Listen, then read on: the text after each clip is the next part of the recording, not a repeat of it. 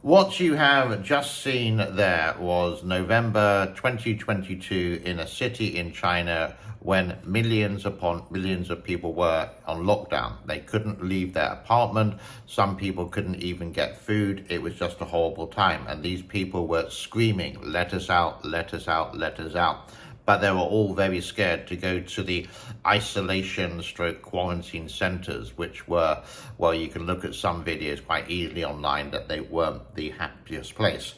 So this article here, according to Harvard, 95.5% of Chinese people are happy with the government. And you can even see a graph here, and it even says from 2020 up to 2022, it rose from 5.19 to 5.82. I would say if you ask the Chinese person, are you happy compared to 40 years ago, when it was just coming out of the Cultural Revolution, Mao Zedong had moved on, passed away, and it was a new era of China when it opened up its doors, asked for the Western governments to help for business, etc., and is a lot better. And lifting 800 million people, not Xi Jinping doing that, it's how the economy grew by opening it into a global society. And that's compared to, yeah, I would agree, they're a lot happier than they were 40 years ago. But people seem to forget COVID-19. Now in China, I think it's like 1 year now they've had this sort of like freedom. I remember going to Thailand in November 2022 and the airport was empty because there was no Chinese because China was on lockdown. But I went back in February, this time last year in 2023, and boy was the airport jam-packed, and it took like an hour to get through immigration, which is normal during the high season. So we see things like this, China versus US. 93% in China are happy with the status quo, but there's 24% that are not happy. And I can't really see, they got this from the Harvard Pew thing, poll, whatever came out. And I just find this really difficult to believe. And I wish there was some actual physical evidence, real evidence of how it is. Now, I can show you another clip like this.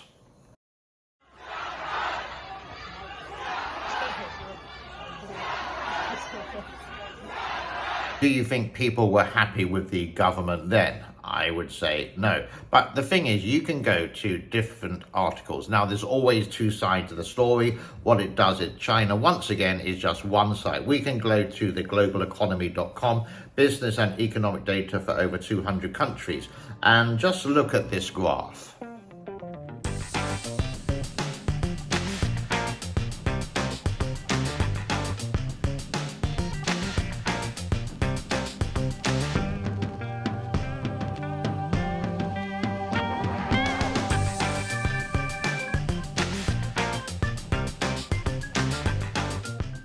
If you did spot China there, you can see it is at 5 point something or the other, 5.82, which is similar to this graph here.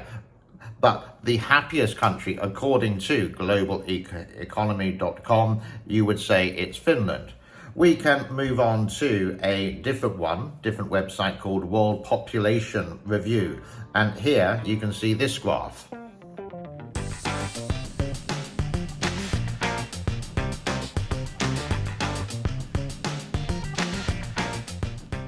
And you may say, what is going on here? This is the graph of how people view China and how they may distrust or not there. Top of the list is Australia, followed by Japan, Sweden, United States, Canada, Netherlands, South Korea, and Germany.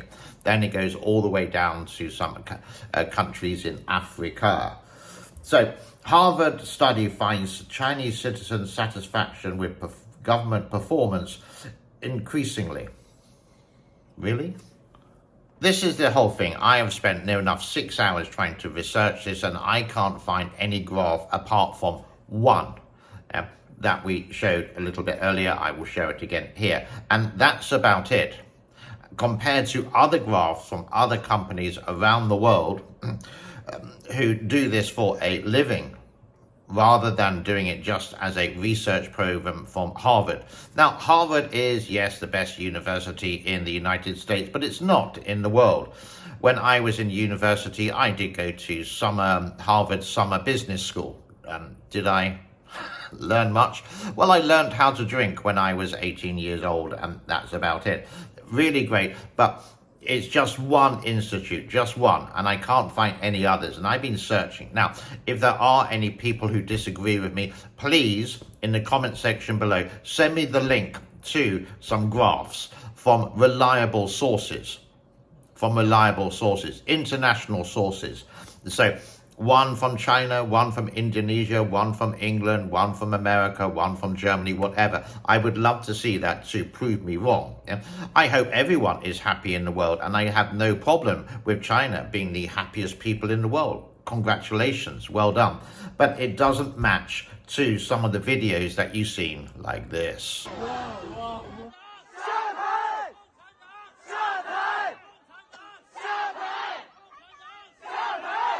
So, just out of interest, I did find another one, the happiest city in China.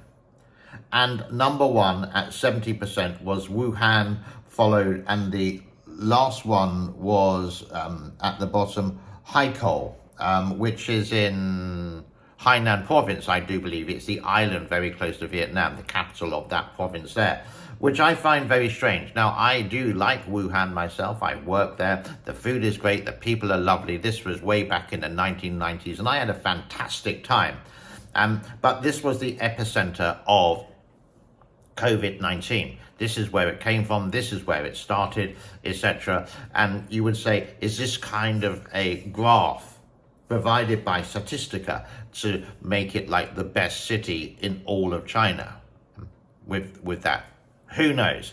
These are all conspiracy theories. Maybe I'm doing conspiracy theories. I would love for you to message me and show any websites you found which are, don't give me a virus, any websites that you found with data. I would love for you just to leave it in the comment form, or you can send me an email. It's in the contacts, I think, on my homepage.